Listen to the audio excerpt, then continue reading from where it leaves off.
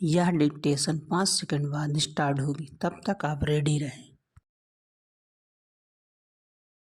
Ready start. खुद 99 सीटों के साथ सहयोगी दलों संग 232 सीटें जीतने वाली कांग्रेस जिस तरह ईवीएम पर हमलावर है वह केवल दुर्भाग्यपूर्ण ही नहीं बल्कि शरारतपूर्ण भी है।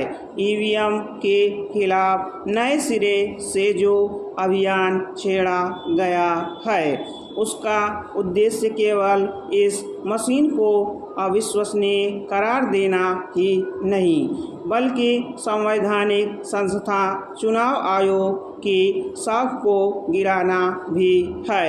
यह सब जानबूझकर किया जा रहा है ताकि चुनाव आयोग के साथ साथ मोदी सरकार को भी बदनाम किया जा सके।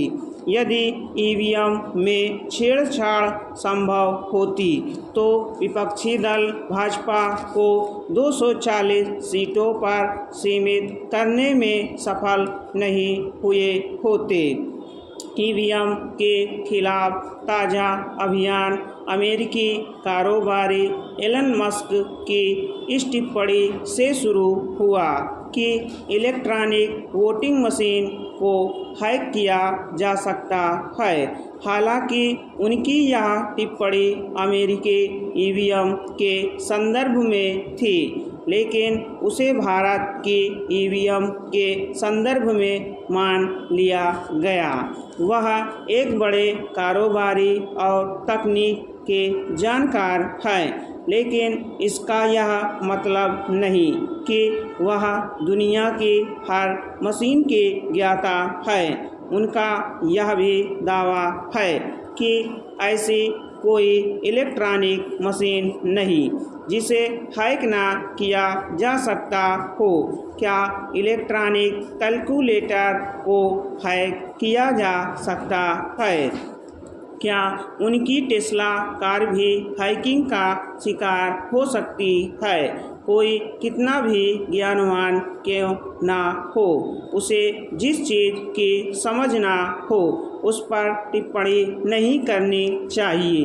ईवीएम के खिलाफ दिए जा रहे तर्क इसलिए निराधार और हास्यास्पद है क्योंकि यदि उसे हैक किया जाना संभव होता तो कम से कम आईटी मंत्री राजीव चंद्रशेखर महज 16,000 वोटों से नहीं हारते और न ही भाजपा अयोध्या अमेठी जैसी सीटें अपने हाथ से जाने देती। ईवीएम को बदनाम करने के लिए एक तर्क यह भी दिया जा रहा है कि उसे मोबाइल फ़ोन के जरिए ओटीपी हासिल करके हैक किया जा सकता है।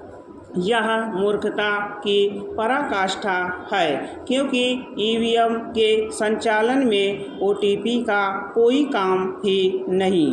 चूँकि ईवीएम इंटरनेट आधारित नहीं है इसलिए भी उसे हैक करने का सवाल नहीं उठता। लेकिन यह उन्हें नहीं समझ आएगा जो अंधविरोध से ग्रस्त है। सबसे शर्मनाक यह है कि ईवीएम के खिलाफ अभियान में वह कांग्रेस सबसे आगे है जिसके शासनकाल में ही इस मशीन का इस्तेमाल शुरू हुआ और जिसने ईवीएम के जरिए ही कई चुनाव भी जीते। ईवीएम के खिलाफ बेतुकी बातें इस आधार पर भी की जा रही हैं कि महाराष्ट्र में शिंदे गुट वाली शिवसेना का एक प्रत्याशी बहुत कम वोटों से चुनाव जीत गया।